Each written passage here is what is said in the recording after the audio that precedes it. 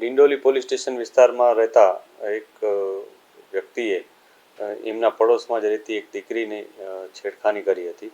આ છેડખાનીમાં એણે એ દીકરીને એક પોતાનો કોઈ પાન મસાલા મંગાવ્યો હતો દીકરી પાસે, અને જ્યારે દીકરી ત્યાં લઈને આવી ત્યારે એને એક પોતાના મોબાઈલમાં રહેલી કેટલીક ક્લિપ્સ જે પોર્ન પ્રકારની હતી ક્લિપ્સ બતાવી હતી.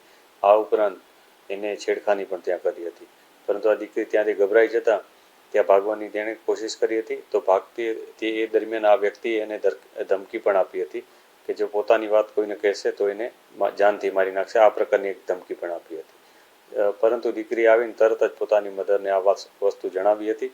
એમના મધરે આ બાબતને પોલીસને જાણ કરી હતી. પોલીસે તરત જ એક્શનમાં આવી આરોપીની ધરપકડ કરી છે.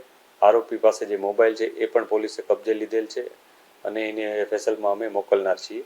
આ બાબતને લઈને પોલીસે જે ગુનો નોંધ્યો છે એમાં BNSની કલમ 75(1) 351 આ ઉપરાંત પોક્સોની કલમો ઉમેરી અને ગુનો દાખલ કરવામાં આવેલ છે. અત્યારે અમે જે ઇન્વેસ્ટિગેશન કરી રહ્યા છીએ એમાં આરોપીના ઇન્ટ્રોગેશન દરમિયાન એવી કોઈ બાબત હજી સામે નથી આવી કે એનો કોઈ ગુનાહિત ઇતિહાસ છે કે નહીં.